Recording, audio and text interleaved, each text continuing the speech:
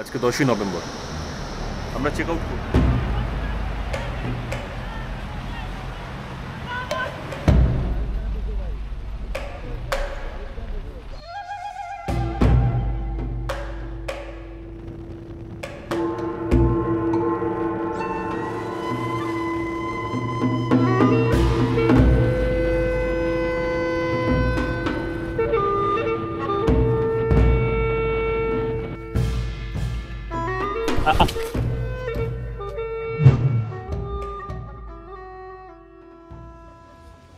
তখন প্রায় রাত্রি 10টা বাজে।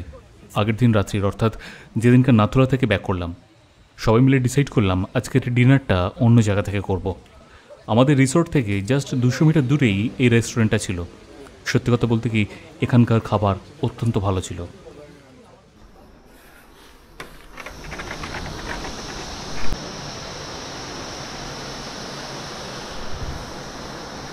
গুড মর্নিং, সুপ্রভাত। সকাল 8:30 বাজে, আজকে 10ই নভেম্বর আমরা চেক আউট করব। তো আজকে আমরা এই হোটেলকে ছেড়ে দেবো এবং আমাদের নেক্সট ডেস্টিনেশন হচ্ছে লাটাগুড়ি ফরেস্ট। ওখানে আরেকটা হোটেল নেওয়া রয়েছে সেখানে। কালকে আমাদের ট্রেন আছে, বন্দে ভারত। সো আমাদের সকালবেলা ইচ্ছা আছে কালকে আমরা সাফারি করব। তো সাফারিটা বেশ কয়েকজন মিলে করার ইচ্ছা আছে। তো সাফারি করে দেন আমরা হোটেল থেকে লাগেজ টাগেজ নিয়ে আমরা ট্রেনের উদ্দেশ্যে রওনা দিয়ে দেবো এনজিপি থেকে। তো কালকে রাত্রের মধ্যে আমরা কলকাতায় ব্যাক করে যাব। তো আমরা সকাল 10:30 নাগাদ ব্রেকফাস্ট কমপ্লিট করে আমর রিসর্টকে গুড বাই জানিয়ে রওনা দিলাম লাটাগুটির উদ্দেশ্যে। আমাদের এই আমর রিসর্ট অর্থাৎ গ্যাংটক থেকে লাটাগুড়িতে, যেখানে আমরা রিসর্ট নিয়েছিলাম, সেখানে অ্যাপ্রক্সিমেটলি ওই 4.25 ঘন্টার মতন দেখাচ্ছিল। সূর্যালোকের উপস্থিতিতে চারপাশে শোভা আরও বৃদ্ধি পাচ্ছিল। সেই উপস্থিতিকেই উপলব্ধি করতে করতে সবুজায়নকে চোখে মাখতে মাখতে গাড়ি এবং আমাদের দুখানা বাইক এগিয়ে চলল সেই রাস্তার ওপর দিয়ে।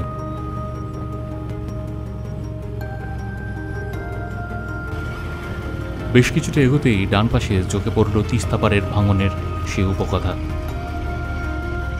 আপনাদের মনে আছে প্রথম দিন যখন এই তিস্তা পাড় দিয়ে আসছিলাম, তখন ভয়ঙ্কর আচ্ছন্নতার পরিবেশ যেভাবে আমাকে গ্রাস করেছিল, সেটা আপনাদের সামনে তুলে ধরেছিলাম। আজকে দিনের আলোতে তা স্পষ্টভাবে দেখতে এবং বুঝতে পারছিলাম। এই সৌন্দর্য পরায়ণ জায়গাতে আজও তার ভয়ঙ্করতার ছাপ স্পষ্ট ছিল। কিছুটা যাওয়ার পরই দেখলাম গাড়ি এখানে দাঁড়িয়ে ছিল, তাই আমরাও দাঁড়ালাম। তিস্তার পাড় দিয়ে কিছু শব্দ পাওয়া যাচ্ছিল। হঠাৎ করেই দেখা যায় যারা রাফটিং করছিল তাদের মধ্যে একটা বোট উল্টে যায়। 4টে মানুষ ভেসে তিস্তার স্রোতের সাথে ক্রমশ এগোতে শুরু করে। পেছনের বোটটাও তাদেরকে ফলো করার জন্য দ্রুত গতিতে আসার চেষ্টা করছিল। তারা অনেক কষ্ট করে নিজেদেরকে পাড়ে তুলতে পেরেছিল। তিস্তা নদীর জলের স্রোতটা যথেষ্টই ছিল, সেটা আমরা ওপর থেকে দেখে বেশ ভালোই বুঝতে পারছিলাম। সবথেকে ভালো লাগার জায়গা এটাই ছিল যে তারা তাদেরকে পাড়ে ভেরাতে পেরেছিল। আবার আমরা বেশ কিছুক্ষণ দাঁড়াবার পর গাড়িতে উঠে পড়লাম। এবার সোজা লাটাগুড়ি। এ বাপি, কত খাচ্ছিস? খা, খিদে পেয়েছে? ভালো করে খা।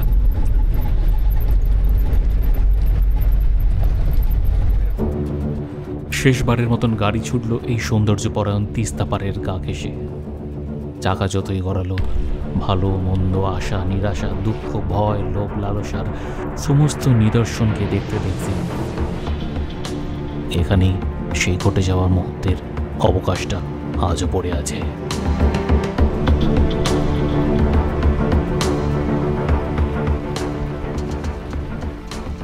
আমরা আশা রাখবো আবার তুমি মাথা তুলে দাঁড়াবে, সমগ্র মানব জাতিকে নিজের বুকের মাঝে টেনে নিয়ে তুমি বয়ে চলবে অবিরত ধারায়, যেভাবে তুমি আজও বয়ে চলেছ। কিন্তু তার মাঝে মানব জীবনের প্রাণ স্পন্দন সেই বয়ে চলার সাক্ষী হয়ে চিরকাল সবুজ হয়ে থাকবে তোমার অন্তর্গহ্বরে। আমরা আর চাই না কোনো প্রাণ ভাঙা উচ্ছ্বাস, বরং তোমার বয়ে চলা স্রোতের ধারাতে যে উচ্ছ্বাসের প্রবণতা রয়েছে সেটাকেই আগলে রেখে আমরা এগিয়ে চলতে চাই তোমার সাথে তিস্তা। আমাদের নিষ্পাপ ভালোবাসা গ্রহণ করো।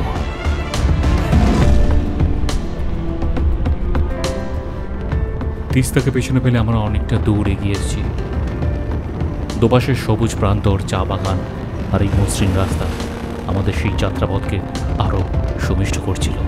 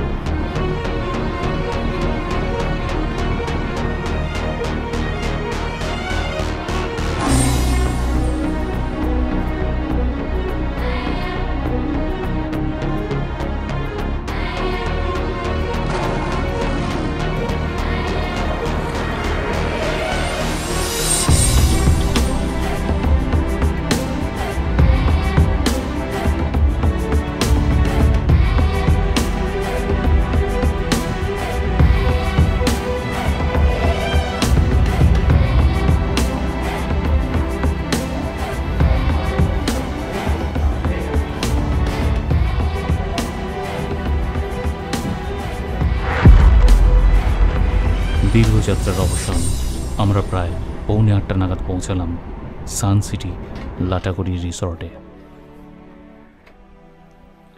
এই রিসর্টের রুম ট্যুরটা একবার আপনাদের করিয়ে নিই। ঢুকলেই ছোট্ট একটা ফ্রিজ আছে। এই রিসর্টটা পুরোটাই উডেন ফিনিশ ওয়াল। একটা বড় টিভি থেকে শুরু করে দুটো বড় বড় খাট, এসি, ফ্যান সমস্তটাই ছিল। সোজা এগোলেই এই মিরারটা, যার দুদিকে জামা কাপড় রাখার বন্দোবস্ত করা আছে। এখানকার ওয়াশরুমটাও বেশ বড় ছিল। সেখানেও সমস্ত রকম অর্থাৎ গিজার, বেসিন, কোমর থেকে শুরু করে টয়লেট কিট সব কিছুর ব্যবস্থা ছিল। জঙ্গলের মধ্যে হলেও এই উডেন কটেজ টাইপ রুমটা আমার বেশ পছন্দ হয়েছিল। এরপর সবাই ফ্রেশ হতে বেশ কিছুটা সময় লাগছিল। এদিকে আমাদের বারবিকিউ চিকেন তখন রেডি হচ্ছে, তাই আমরা সবাই ফ্রেশ হয়ে রেডি হয়ে চলে গেলাম বারবিকিউ চিকেনের ওখানে, যার প্রতি কেজি দাম পড়েছিল 1000 টাকা করে। বারবিকিউ চিকেন, তার সাথে সাথে বেশ কিছুক্ষণ জমিয়া আড্ডা, তারপর রাত্রের ডিনার সমস্তটাই আমরা এখানেই করেছিলাম। পরের দিন সকালবেলা। সুপ্রভাত সবাইকে। লাটাগুড়ি ফরেস্টের প্রথম সূর্যোদয়ের তোমাদের সবাইকে স্বাগত জানাচ্ছি। আজকে আমাদের সাফারি করার দিন। বাইরে থেকে আমাদের কটেজের পরিবেশটা বেশ সুন্দর লাগছিল। সবুজায়নের মাঝে নানাবিধ পাখির কলরব, সত্যি এটা একটা মনোরম পরিবেশের প্রাঙ্গণ বটে। আমরা সাফারি যাওয়ার জন্য রেডি। হঠাৎ করেই বাগানে এনার দেখা পেলাম। ইচ্ছা হচ্ছিল একটু কাছে গিয়ে ওনার ছবি তুলতে, কিন্তু যেই কাছে গিয়ে ছবি তুলতে যাব হঠাৎ করে উনি, এটাতে কে যে ভয় পেল আমি নিজেও বুঝতে পারলাম না। হঠাৎ করে দেখি আমাকে ছেড়ে সে পালাচ্ছে। আমিও দেদার ছুটলাম ওনার পেছনে, কিন্তু না, ছেড়ে চলে গেল অনেক দূর।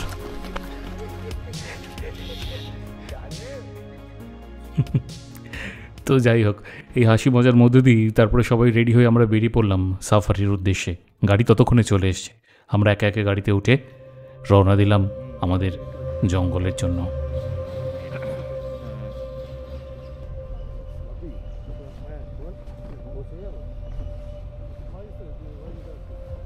আমরা ভোরবেলা 6:30টার মধ্যে বেরিয়ে পড়লাম সবাই মিলে লাটাগুড়ি ফরেস্টের উদ্দেশ্যে।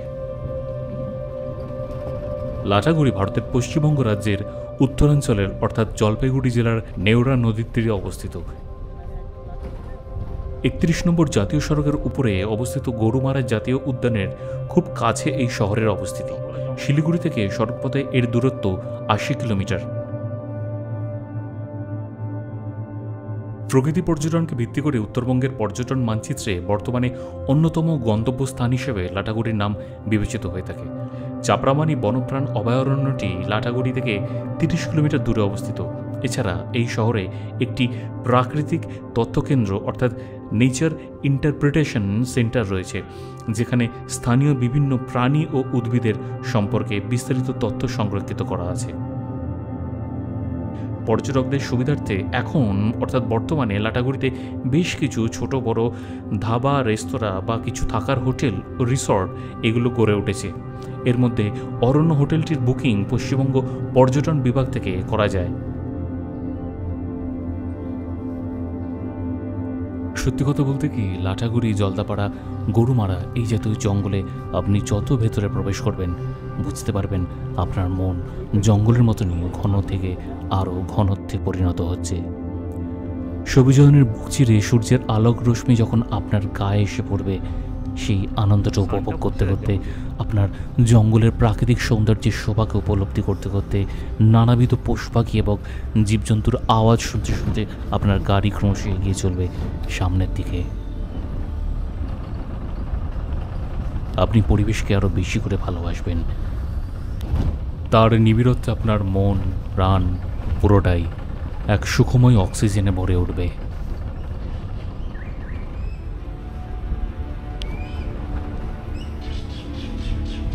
এই মহান জঙ্গলের পরিবেশে নিজেকে আরও প্রাণবন্ত এবং সচ্ছল বোধ করবেন।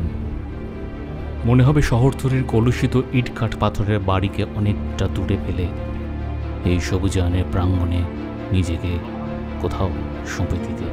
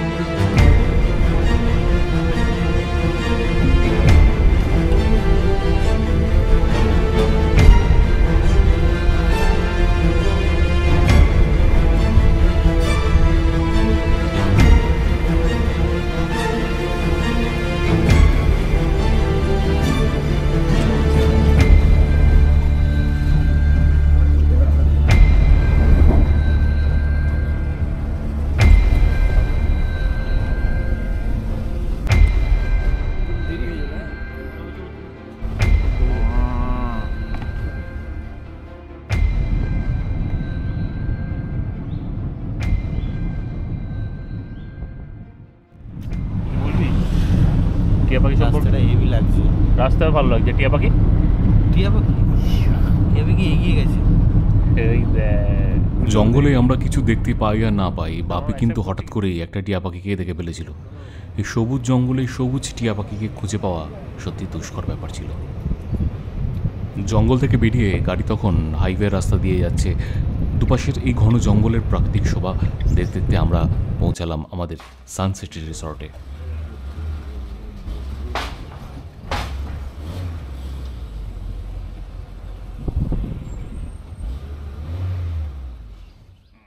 এই বল দিয়ে আর আমার খেলতে ফুটবলটা খেলছি।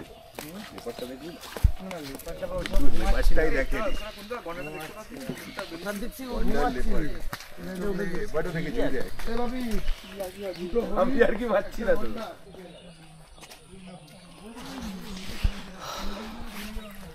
ফাইনালি সাফারি তো আমাদের কমপ্লিট হলো। তো সেরকম কিছু দেখতে পেলাম না আনফর্চুনেটলি। তো যাই হোক, মর্নিংয়ে একটা ঘোরা হলো, জঙ্গলের পরিবেশটাকে খুব ভালো করে এনজয় করলাম। তো এই হলো, এবার চলে এসেছি, এবার ব্রেকফাস্ট করবো, দেন আস্তে আস্তে লাগেজ টাগেজ গুছিয়ে আমরা সবাই স্টেশনের উদ্দেশ্যে ওই 10:30 11টার সময় গাড়ি আসবে, রওনা দেবো। তারপর ব্রেকফাস্ট করে 10:30 নাগাদ আমাদের দুখানা বাইক বেরিয়ে গেল কলকাতার উদ্দেশ্যে।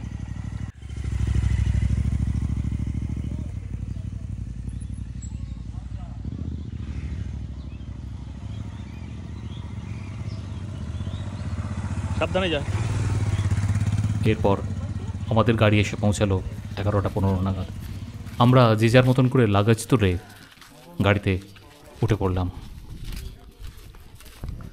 শুরু হলো আমাদের গ্যাংটক পর্বের শেষ ভিডিওর যাত্রাপথ, যা কলকাতার দিকে পৌঁছে দেবে। হ্যাঁ বল।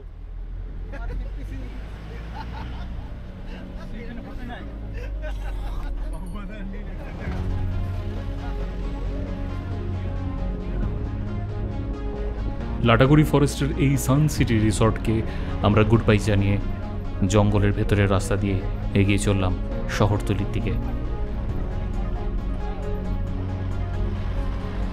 এই গ্যাংটক পর্বের ভিডিও আশা করি তোমাদের ভালো লেগেছে। যারা যারা এই ভিডিওটা দেখোনি বা যারা যারা এই পর্বের ভিডিও দেখোনি তাদেরকে অনুরোধ করব একবার সিরিজটা যদি সম্ভব হয় দেখার। অবশ্যই ভালো লাগলে পাশে থেকেও লাইক, শেয়ার এবং সাবস্ক্রাইব করে। আবার দেখা হবে নতুন একটা সফরে তোমাদেরকে সঙ্গী করে। যথাসময় ট্রেন এনজেপি স্টেশন ছেড়ে দিল। পেছনে ফেলে আসা এতদিনের নানাবিধ স্মৃতিচারণের মাধ্যম দিয়ে পাশের জানলা দিয়ে প্রাকৃতিক সৌন্দর্যকে উপলব্ধি করতে করতে এগিয়ে চলল আমাদের ট্রেন কলকাতার উদ্দেশ্যে।